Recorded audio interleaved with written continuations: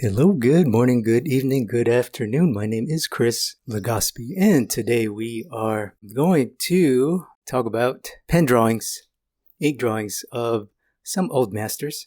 And we're streaming live today from our brand new Discord community. And thank you for joining me today. So those of you who are watching live, or if you're watching on replay, comment in the stream room chat or comment below on YouTube where you're watching. Where are you located? Where are you watching from? What time is it for you? I'm currently in Thailand. It's 9 in the morning for me. Thank you for being here wherever you are. And before we begin, if you haven't already, make sure to subscribe to my free Insiders Club. Insiders Club members get first access to these weekly live streams, and you also get access to other live events, and you get discounts on courses and programs, along with access to free lessons and other free content available only to subscribers. So all you have to do is go to www.drawwithchris.com, and there you can enter your email and you'll be good to go.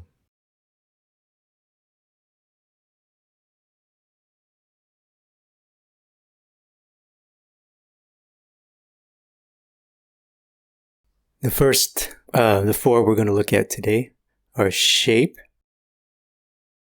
value, form, and expressiveness. This is something I've been thinking about a lot. Expressiveness, personal flair. Now, starting with shape, we're going to start by analyzing first a Rembrandt and then a Zorn. Now, there's a woman in the Rembrandt, and you can clearly see he clearly defined the shape. Now, what's interesting about this is the quality of the shape, and we'll talk about that in a minute. So these are the major shapes, right? The woman's hood, the woman's face and her collar, and her hand, right? Everything else is pretty much a dark shape. Now, if we examine the shape, comment below, what do you guys notice about the shape of this woman's head, about the quality of the shape?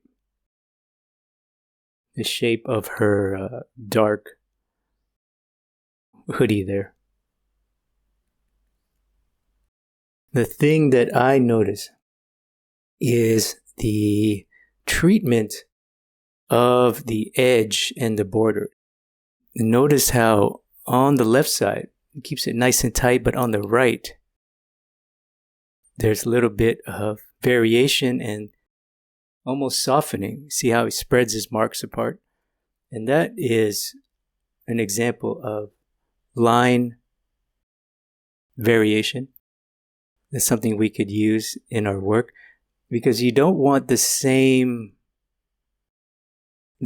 treatment all the way around. Same,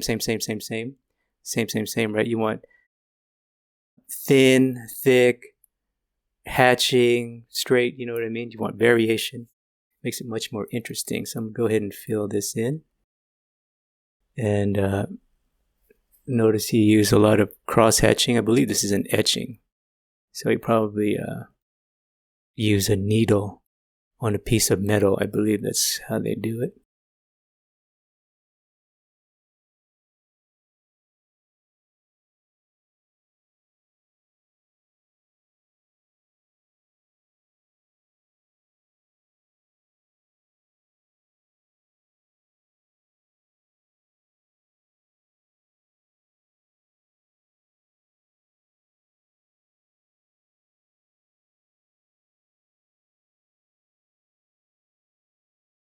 So nice and clean on one end of the shape and more variation on the other. So that's something we can put in our work. In terms of shape, let's look at another one, the Zorn. So there's a Zorn. It's a woman standing against a white background. It's a door, I think. And she's wearing a black dress. Now, this one has beautiful shape and line work. It has beautiful everything.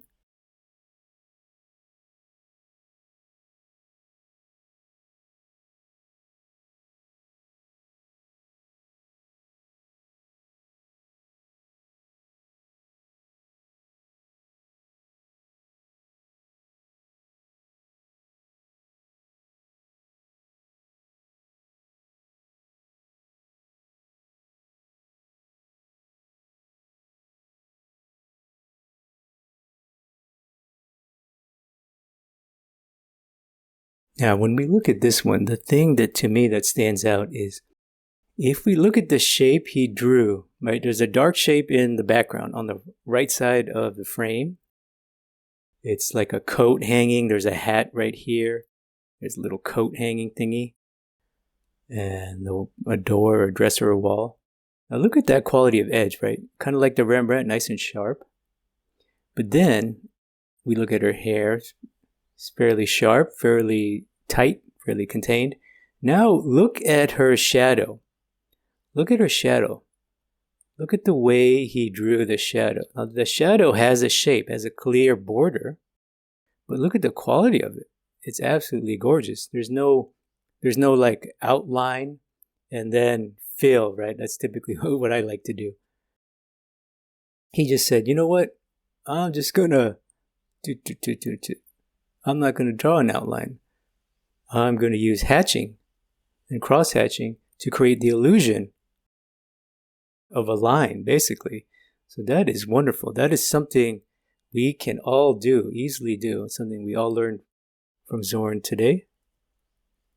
And again, you want your shapes to be clearly defined, but you want your treatment, your line work, your technique to have a little variation, a little bit of flavor. It's kind of like cooking. You don't want to, if you cook and you just maybe you just add salt. That's nice. That's nice. But if you add salt and a little bit of garlic, you know what I mean, and ginger and olive oil, then it starts to add variation to the taste, to the meal. And same thing. We want to create a beautiful meal for our viewers. And this is just one way to do that, is by varying the quality of your shape. And how, right? We just saw we can do a shape this way and then fill it in. We can do a shape this way, kind of like the Rembrandt, have some variation on one side and then mask it in. Or we could do a shape like Zorn and just say, you know what, I'm not going to draw a line. I'm going to imply a line. I'm going to imply a contour with hatching. So these are all valid shapes. These are all ways to draw, and these are all things we can use. Our next visual component is value. So for this example, we're going to look at two Zorns and a Rembrandt. There's a woman playing a piano, and the piano is like almost pure black. Let's start with that one.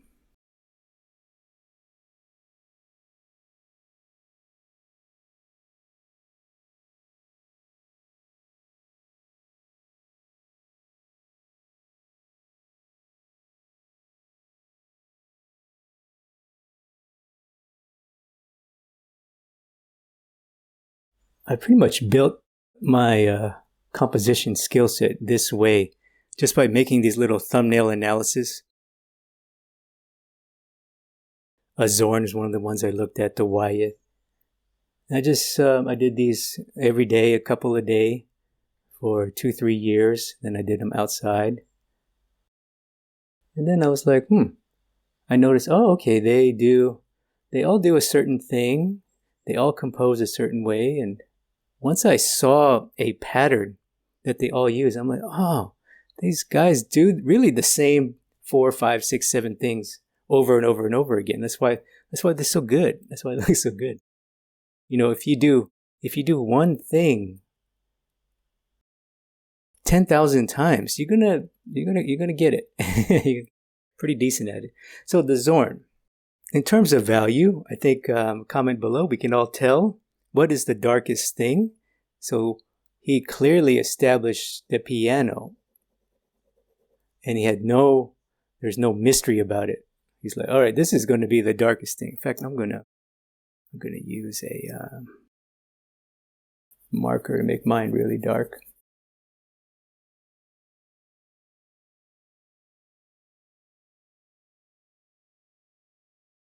And he goes way darker than this. For the sake of this video, obviously, This will take me like 10 minutes to make this really black like he did. This is really black. It's beyond dark. It's black. Right, so he's like, okay, this is clearly the darkest thing in my composition. The lightest thing we can all see is the paper, but look at the beautiful halftone. The beautiful halftone on the woman. And he used nice, long, tall strokes, right?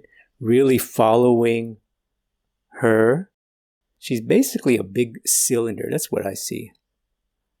Basically a big cylinder. And then notice how the halftone isn't flat. There's gradations. You guys see that? On the left arm, the model's back arm, you can see it's a little bit darker than the front arm.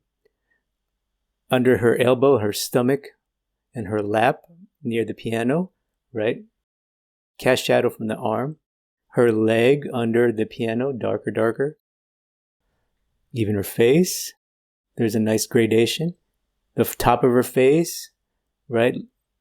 Look at her eye sockets compared to the rest of her face, compared to her neck. Look at her hair. So this is really, really nice. Value control and gradation. Right, when I look at this, I essentially see this.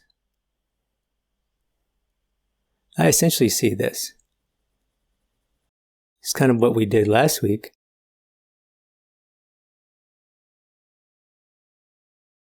I essentially see a gradation. You guys see that? Dark to dark halftone, to halftone, to light halftone, to light white of the paper. Right? And that clearly defines the light source. Does everything, it grounds the composition because it gives you dark, middle, light. It gives you a clear, dark, clear, light. So all the values in between can read properly. It gives you the nice full range. So again, nice example of value control using a very simple gradation. To the untrained eye, it looks like a complex form, complex figure, hands, face, hair. But if you break it down into its essential, it's really just a gradation from dark to light. Okay, let's look at the Rembrandt. So if you're watching live in the stream room chat, there's a Rembrandt self-portrait. He's standing by a window. He's writing something on top of some books, I think. If we look at this Rembrandt, this has absolutely gorgeous value control. I'm not even going to attempt to match the tones.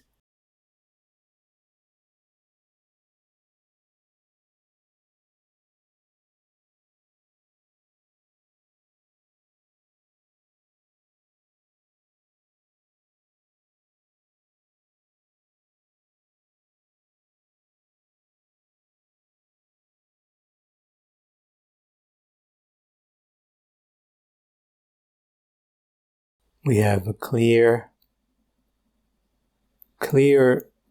it's almost a two-value system, and that's wonderful.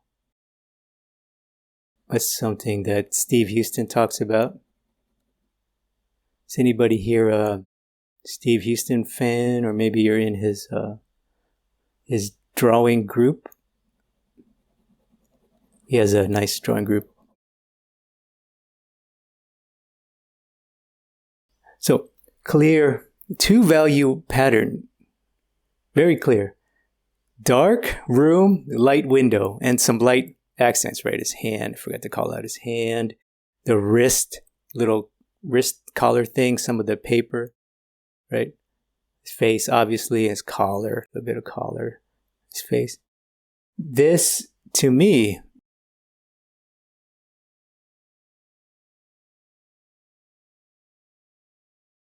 when I look at this, to me, this is a demonstration of the two-value system in terms of value.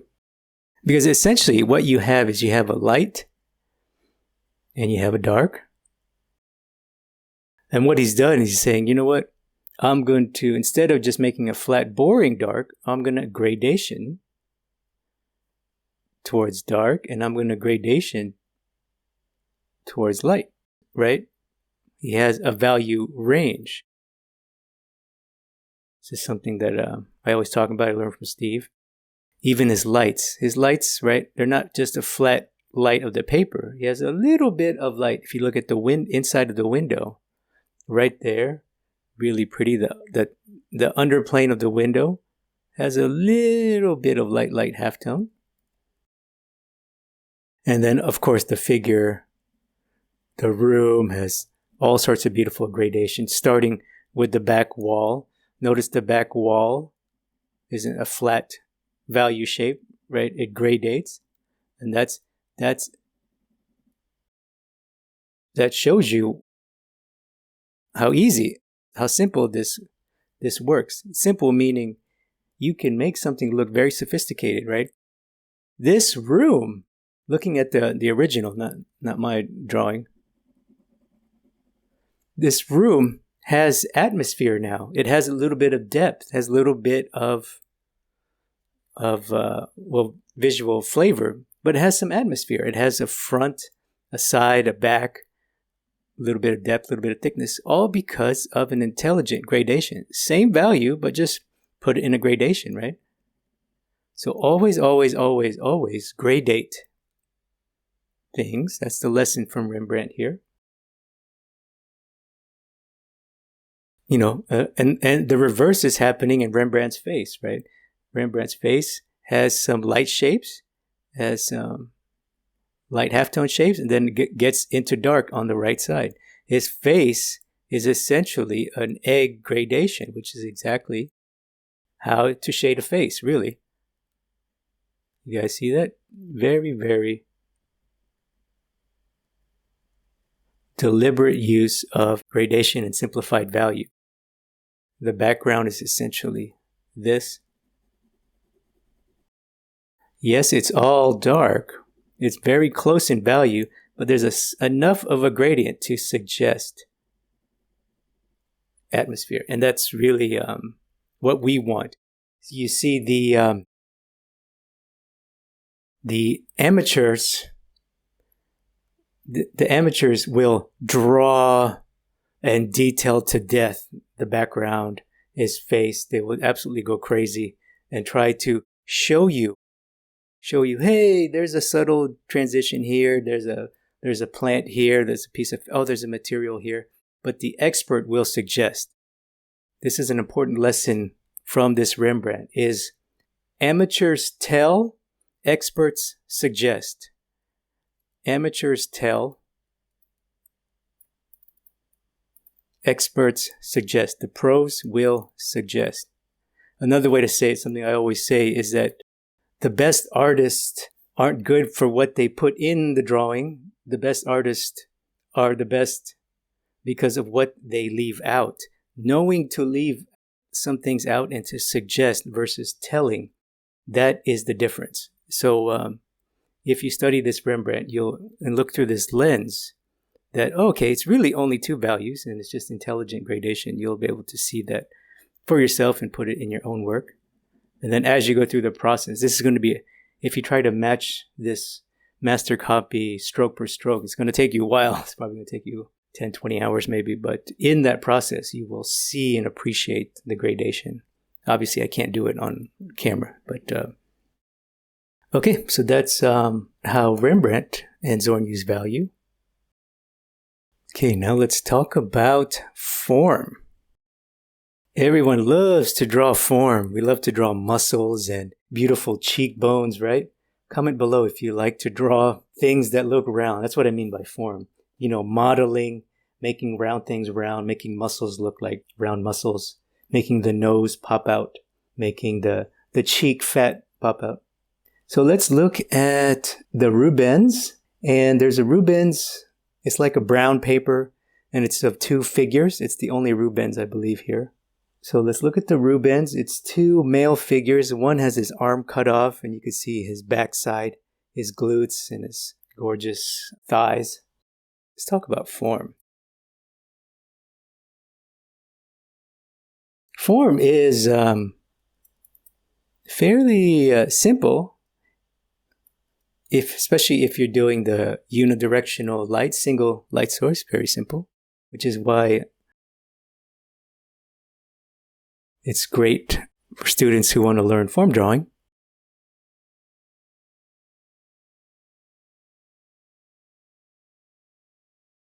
Well, I'm just going to look at his butt, his glutes right here, starting with this front one. Look at the absolute gorgeous form description of this glute. And of course, there's a shape. Remember, just like we saw with Rembrandt and with Zorn especially. Notice when he draws the shape of the butt shadow, there's some beautiful treatment to it. It's not just a stiff, straight line, right? We want to have some flavor. Oh my God, this is some complex stuff. Lots of little shapes, jeez.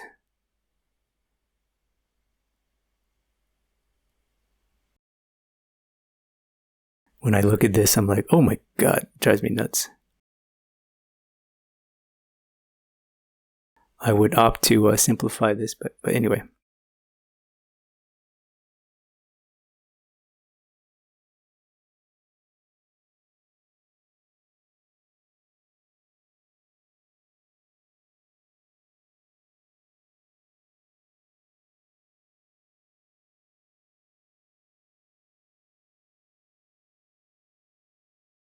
So let's fill in this glute. I'm going to do this one too.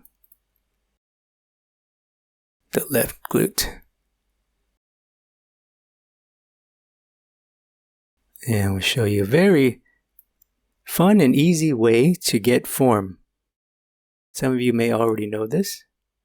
Some of you are probably already practicing this, but I want to show you that I didn't invent this. One of the greatest artists in history and richest, one of the most wealthiest artists in history, successful. Rubens, I believe he spoke 7 languages too. I started reading one of his biographies. He spoke 7 languages. He was a politician as well, because the King of Spain, I believe, loved him so much because he spoke fluent Spanish. He was a Dutchman, he's Flemish, but he spoke multiple languages, including fluent Spanish. And he was very charming and intelligent and admired. So the French, Spanish king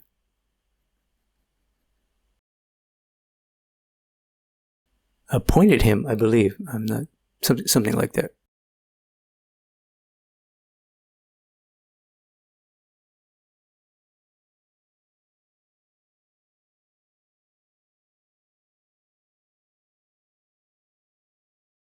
And there's a cast shadow. It's really nice.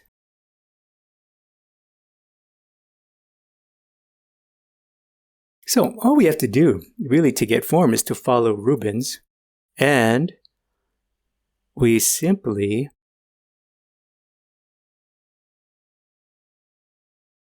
take our core shadow, terminator, transition tone, and just hatch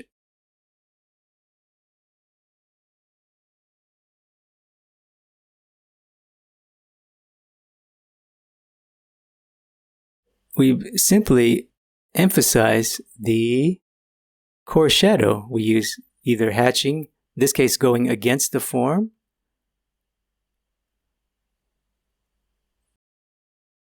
slightly emphasizing, and you see it starts to turn already. Starts to turn, and then we add accents and occlusion shadow areas. Oops, what's that? Accents and occlusion shadow areas. So that looks really nice.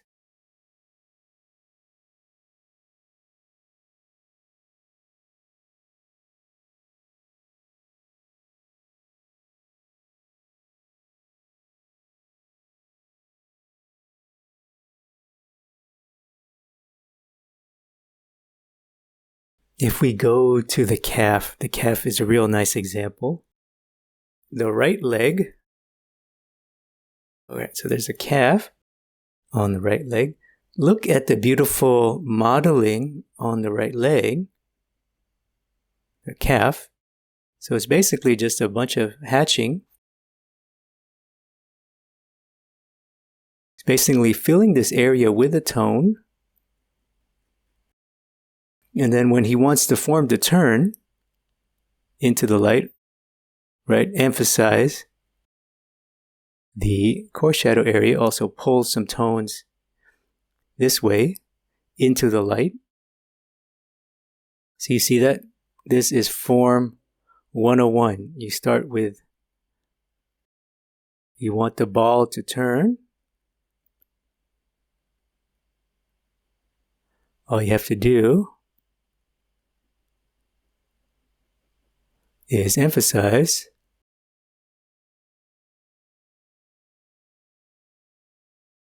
the core shadow.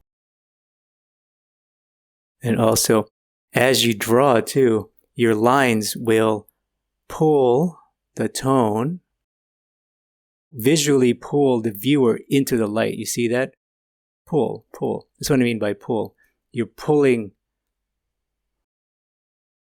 It doesn't work in pen, obviously, but in pencil, you can literally, it's this motion, right? The smudging, but we're doing it with our hatching. It's kind of like smudging on with charcoal or graphite or whatever.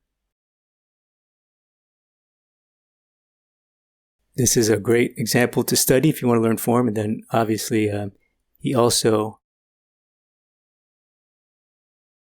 gives us dark accents and gradation at the occlusion shadow, which is happening here in the thigh, the inner thigh underneath the glute. So that was form. Let's look at one more example. Well, let's quickly look at a nice example by Rembrandt. So open Stream Room chat. There's a Rembrandt self-portrait. He's a bit younger here. It's just his face making like a funny face. So the Rembrandt funny face one.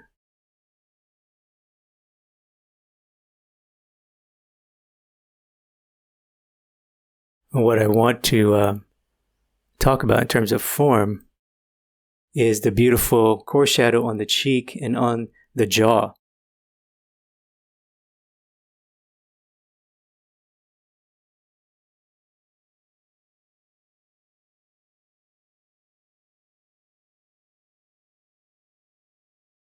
There's a core shadow on the jaw. Again, same thing, emphasizing the core shadow. On the cheek here, this area right here, the cheek, this is the area we all want. We all want gorgeous edges and core shadows. We want our forms to turn and look 3D. This is the magic right here. You want that skill. You can learn it from Rembrandt. You don't need you don't need me really, but it does help to have someone with a trained eye to show you what you're looking at. I'm sure 20 years ago, if I saw this, I would try to copy the tones, which is not correct. You have to understand the orchestra visual components that are happening. So, beautiful use of core shadow here to show the form in the cheek. And notice again, he's adding some transition tone with his hatching in the cheek. And you can see more of it on the cheek in light, or the jaw in light. So really nice work there by Rembrandt. Okay, now we're going to look at one last visual component that I notice in these master works, and that is expressiveness.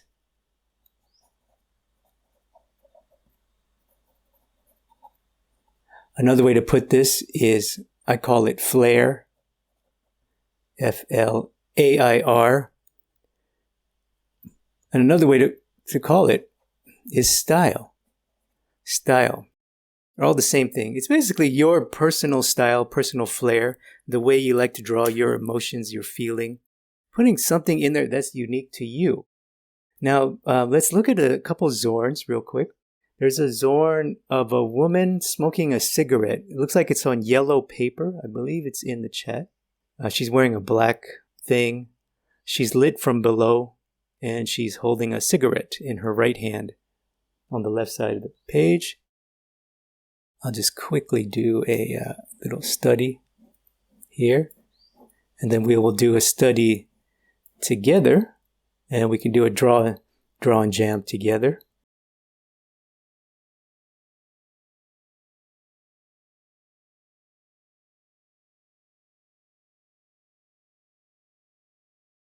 All right, let's see. Now, if you look at the dark shape, right? Her outfit. Look at the way he filled. Right? We remember we need to define shapes, and we need to fill our shapes with tone. He was like, okay, I know this has to be dark. The values, the shape. I got the shape. The value is important. It has to be dark. How am I going to do it? Right? He doesn't go like this. Da, da, da, da, da, da, da, da, da, da, right? He doesn't go, okay, up and down, left and right.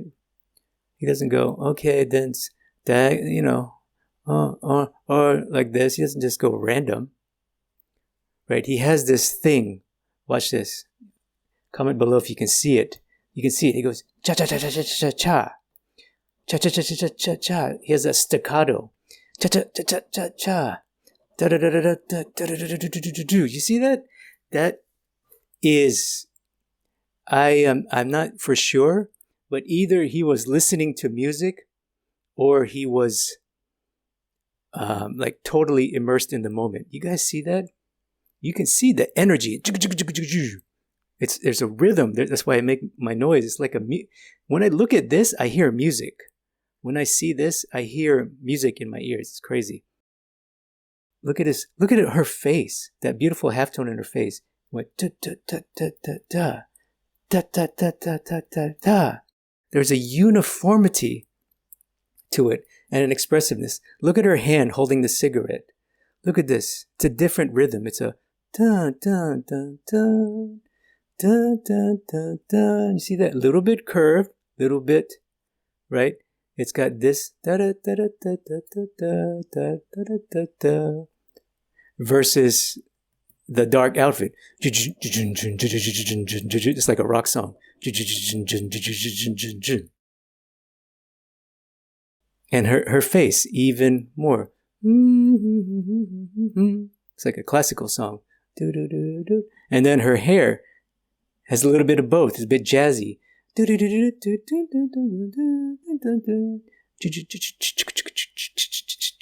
see that? That is, first of all, it's incredibly difficult. I just want to warn you, this is incredibly skillful and difficult. And to get here, you have to be a master of your subject. So basically, he knows the figure, right, so well that he's basically do whatever he's playing. So that's where we want to get to eventually. But know that you can do this in your own work. Maybe you're not a master at portraits or figures yet, but you're getting there. Maybe you're doing a drawing of a back pose, of a back pose. And, maybe yours is turning out really well. And instead of filling in the shadow shape, all boring, put in some flavor. And then do a little staccato here and there. Da da da da da da. And then maybe on the halftone, do like Zorn did. Dum dum dum dum dum dum dum dum dum. Uniform tone, but different length, different flavor, and make it all come to one point, right? All of these lines are basically converging. Her face is basically converging. So that is something you could do. It takes incredible skill. So when you try it doesn't look good, don't worry. Don't get mad at yourself. But just know that whenever you can, whenever you're in the groove, whenever you're in the moment, whenever you feel confident about an area that you want to shade, you want to render, or you want to pen hatch, try this. Try adding some emotion and flair. So whether you like music, some people, I think most people like to draw to music. That's great. I personally draw in silence, believe it or not. I draw in absolute silence. I prefer silence because it allows me to tap into emotion. So when I draw, I try to bring in my own emotion, whatever I'm feeling in the moment, right? So I think that's what happened here. I'm guessing Zorn was listening to music when he drew this. You can feel the jazz. So anyway, that's a little examination of style. Let's look at one more real quick, and then we'll do a draw and jam together. There's a Zorn of a man sitting down, a man with a mustache and beard. He's kind of leaning back towards the right. He has like this dark tone behind him. I believe it's in here. He's wearing a white shirt, dark coat, a dark space behind him on the right side of the canvas. And look at this incredible use of flair. So the man is here, his head is here, his jacket is here. I'll show you, when I look at this, I literally hear music in my head, because to me this is so much rhythm and flair and style in pen. Look at the way he hatched the jacket. Ready? Look at the jacket. Cha cha cha cha cha cha cha cha cha cha cha cha cha cha cha. All uniform hatching, but it's kind of going in a direction, right? It has a direction to it. And look at the background. He goes the opposite way. Cha cha cha cha cha cha cha cha cha cha cha cha cha cha cha cha cha cha. Right? There's hatching to make it darker, of course. Back. And then look at the light halftones in the background. Boom, boom, boom, boom, boom, boom,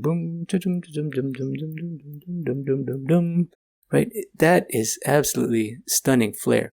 He's pulling you this way, pulling you that way. It's exactly like music, exactly like a good movie.